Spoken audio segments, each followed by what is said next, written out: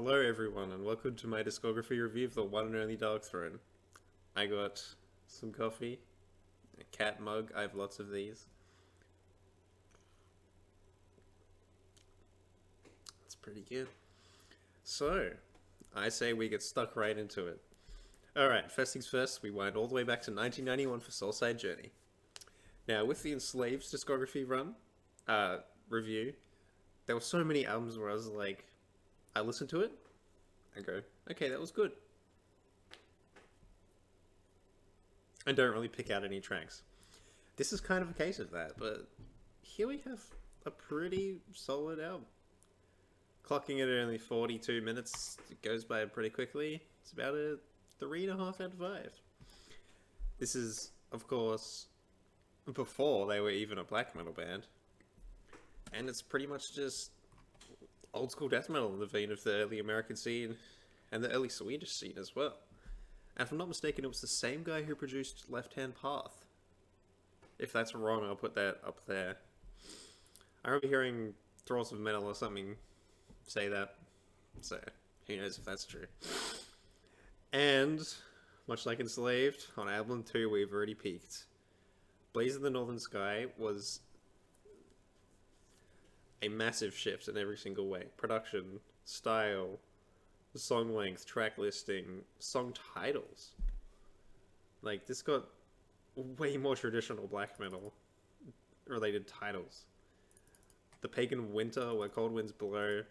People associate black metal with that, you know, wintry kind of feel. And it's winter here down in Australia, so it's perfect, you know? Hell, as we speak, I'm wearing a jumper and a long sleeve. Us Australians are not built for this. But yeah, every single track is an absolute whirlwind of very strange black metal. Like, I always describe this album as not even sounding like Darkthrone. You have songs like Catharian Life Code and Paragon Belial. Those two songs alone have enough material in them to be like 5 or 6 songs. Especially Paragon Belial, which is, by the way, hands down my favorite Darkthrone song. All the little twists and turns are so unexpected, and despite only being 5.5 minutes long, you could make 2 songs out of this kind of material. The Shadow of the Horns is an absolute classic for the band. It's got like this real bluesy kind of groove before absolutely just shooting off in the second half. The title track and the Pagan Winter are bangers as well. This is a 9 out of 10 for me. And it's a classic I never tire of. Same with Under a Funeral Moon. The second out of the Unholy Trinity, and it's a decent step down from Blaze. This one, they're dialing in the more pure black metal sound a bit more. The first 2 tracks are awesome. To Walk the Infernal Fields is easily one of my favorite Darkthrone songs ever. It, much like Paragon Belial and Catharian Life Code, moves at a really good pace and has a lot of different sections that they keep on coming to and then introducing and then coming back to those. This is another 3.5, but it's pretty damn close to a 4. This is a great album, and once again, it's only about the 40-minute mark, so what do you do it? Go give it a spin.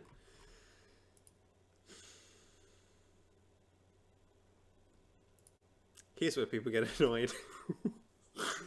I am, for the most part, not a fan of this album at all. I love the title track, and another one I'll put up there, and the rest I can kind of take or leave. It should be no secret at all by now that I'm not a fan of super minimalistic and super repetitive music, but bands like Agarlock and Druid, they can get away with it in my book, because they use lots of layering, whether that be like guitars or non-traditional metal instruments rather. Like, look at the Mantle by Agarlock. That's got mandolins, whole bunch of different weird pedals and effects that they use, and the contrast of regular and screamed vocals to keep it very interesting and dynamic. Here, Darkthrone are just like, we could dial in to 1, 2, 3 movements for one song, and you're like 2 drum beats, And a lot of people love it because it kind of has this drifting off kind of feel. And you just kind of sit there like, whoa, man. And to be fair, it does have that effect on me. Last time I listened to this album, I was playing Uncharted 4. And I kept on just being like, Jesus, Ben, wake up. So yeah, if you chucked in a lot... Oh, I sound so annoying right now, don't I? Oh, Ben, it's because you're wired to only like prog music. Blah, blah, blah. I'm talking about a black metal band who I just so happen to love. Get out of here with that. But yeah, no matter how hard I try, I can't really get into it. This is only a 3 out of 5. I'm sorry. Okay. Next up is Panzerfaust. Also, with Transylvanian Hunger, I 100% respect the influence. When I listen to Transylvanian Hunger and listen to a lot of like straight to the point black metal bands who want to go for that repetitive and the minimal approach,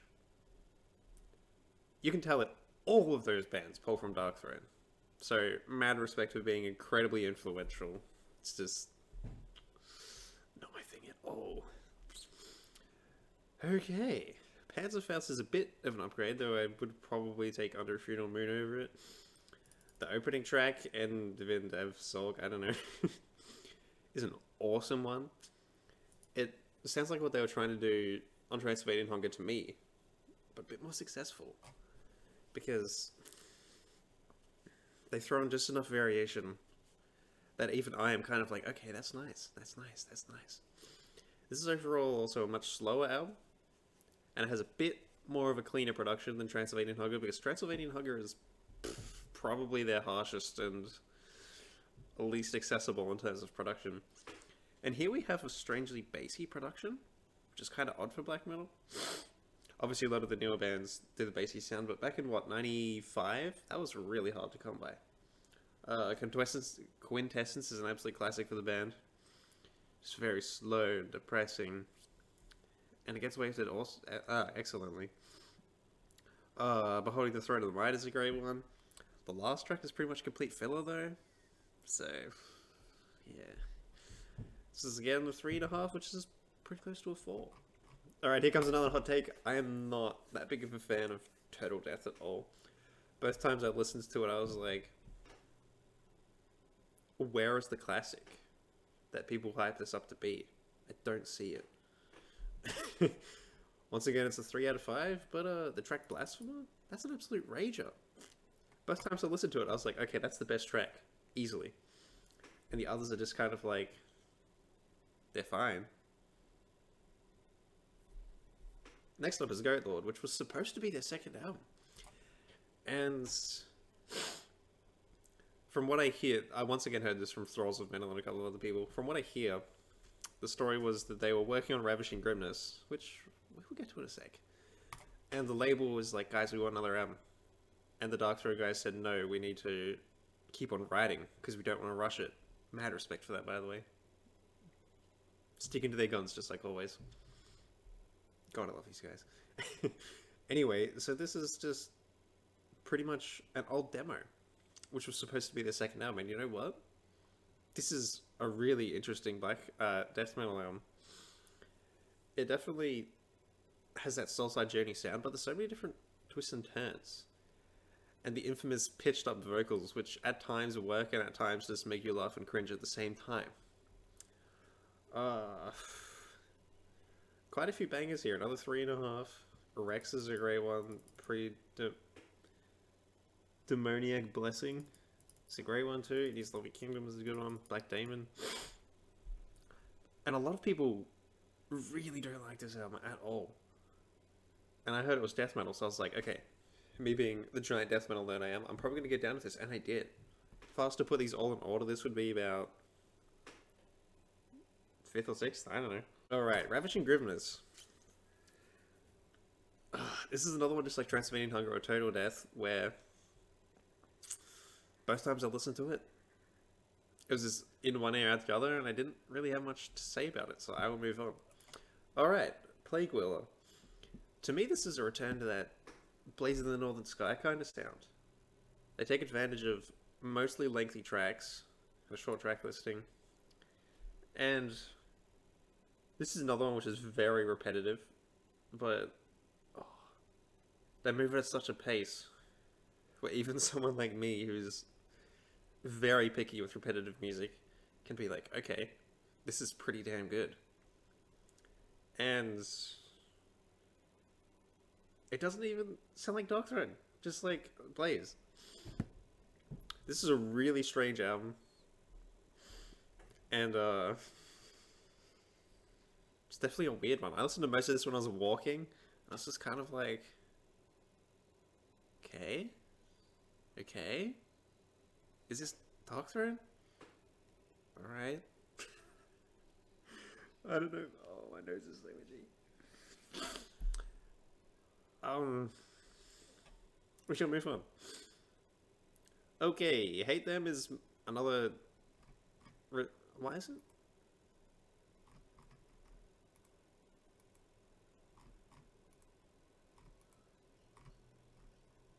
Oh, it's because there's less to discuss. Alright. I was wondering why I could already see my rating, so now it's going to spoil it straight away. So, Hate Them. This is... There's a small era of Darkthrone where, to me at least, they sound more simple than ever. And it works quite well. It's got this really punky kind of sound to it, strangely. And at this point, they were very inspired by Motorhead, who's a band I'm not that big a fan of at all. And Hate Them pulls it off pretty damn well. Like I said, it's very thrashy, kind of sounds like old school metal. Like, as I said, Motorhead, Venom, and blah blah blah. Who are bands that they take massive influence on a little bit later on. Then, of course, there's the punk era. We'll get there when we get there. And yeah, it's another pretty solid list. The first, actually, these middle tracks are probably my favorites, and then the others, I'm kind of like, okay, this is quite good. Sardonic Wrath. I have pretty much nothing to say about this album. Both times I listened to it, it was in one ear, out the other, and just didn't really grab me at all. It appears that I don't have it rated. I'm gonna drop it to a 2.5 because both times I listened to it, nothing stood out to me at all. I was just bored by it, and Hate Them had a fair bit more going on. And in this album, they strip it back even more. And like I've said so many times already, I'm so picky with the bands who want to do repetitious sounds, repetitious sections, and for me, it doesn't land. Alrighty, The Cold Is Alive. This one is about on par with Hate Them. It's once again quite aggressive and punky, and has that Motorhead or Venom kind of feel to it a lot of the time. Graveyard Slut is a song that some people hate, some people love. It's kind of a so bad it's good song for me. The chorus is so funny. with Nocturnal just going, Graveyard Slut. Oh, I love it, bro.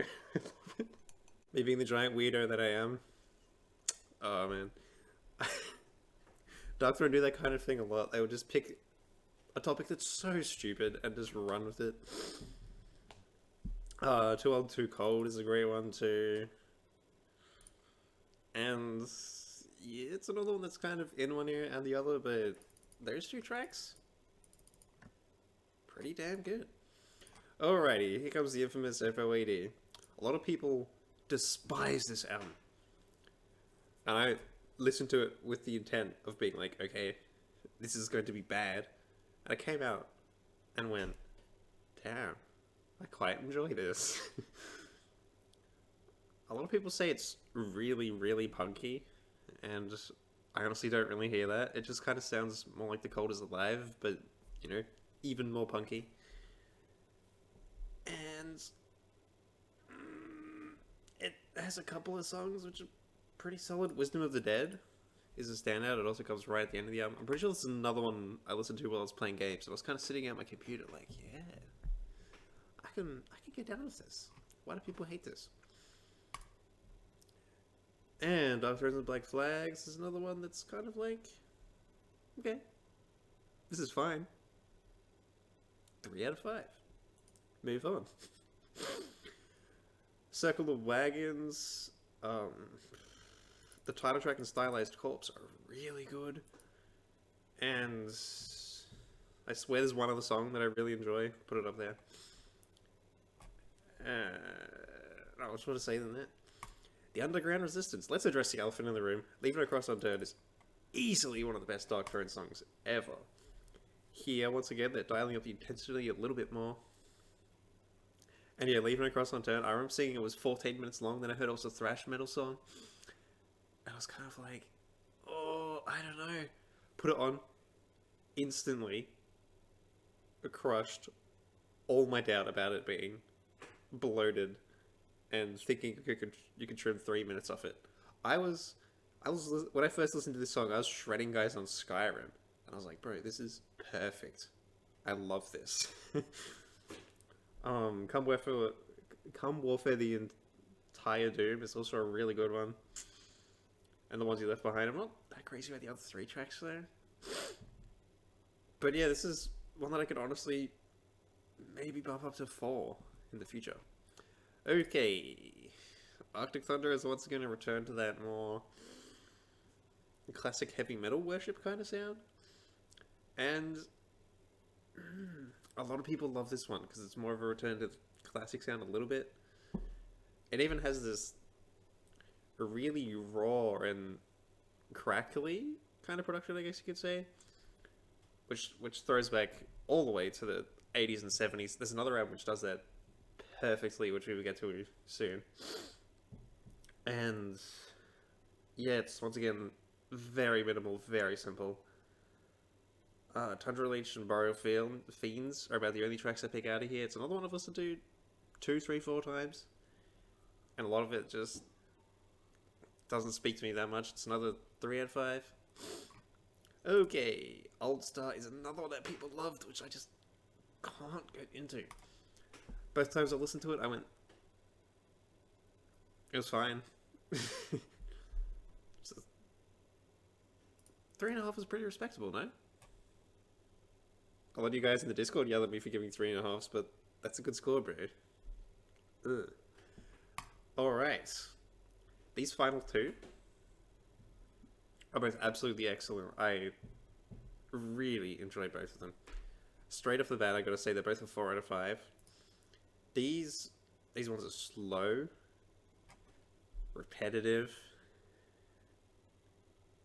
very lengthy, like 9, 8, 9, 7 minutes. There's only 5 tracks, but 41 minutes. Dude. But these tracks are bangers. They also use a lot of keyboards and non-traditional black metal vocals and instruments. And they weave it in so well. I remember as soon as I listened to this, it was like already number 2 or 3 on my list. And honestly, this might be my second favorite below Blaze in the Northern Sky. I really enjoy it. And pretty much the exact same thing can be said about Astral Fortress. This was one of my favorite albums of last year. And I remember while I was listening to it, I was in the Discord and I was like, God damn, I might even enjoy this more than Eternal Hails. This is awesome. But no, I do prefer Eternal Hails by a little bit. Straight away starting off with Caravan of Broken Ghosts, a very slow song, which does take a while to get going, and when it does, it's awesome. I mean, it's a song I enjoy the whole way through, but like, it does take a bit long to get going. It was the first song of the album, and I was like, yes, Darkthrone are back, and they're continuing this very old-fashioned sound. Oh, by the way, when I said that I love how throwbacky it sounds, I was referring to Eternal Hails. Eternal Hails sounds like... Oh, how do I even describe this? It sounds like Darkthrone just like traveled back in time. You know what? It sounds like they got the sound of Arctic Thunder, yeah. It sounds like they got the sound of Arctic Thunder and then just took a time travel machine back to like the middle of the 80s. It has that raw, harsh and abrasive bassy kind of sound to it, and it fits them very well. And it fits them very well. It fits that slow and doomy kind of sound. So you need that nice and bassy kind of tone, you know? And same with Astral Fortress. I should also mention that Stalagmite Necklace was one of my favorite songs of last year. That is a great one. Impeccable Caverns of Satan is a pretty solid one. The Sea Beneath the Seas of the Sea. First things first, hilarious title. Second of all, not a song I'm that crazy about. The 1 minute interlude is flat out filler. It's just like keyboards or something from my memory. But overall, this was a very solid release and one of the better albums I listened to last year. I actually still haven't listened to Goat Lord, but as far as I'm aware, it's just re-recordings and more demos. So that will bring us to the end of our Darkthrone Discography review. I'd love to see your full list. You can rank feel free to rank Darkthrone down below. Or just do what I did, give your scores out of 5 or 10. Go for it. And with all that being said, I'll see you in the next one.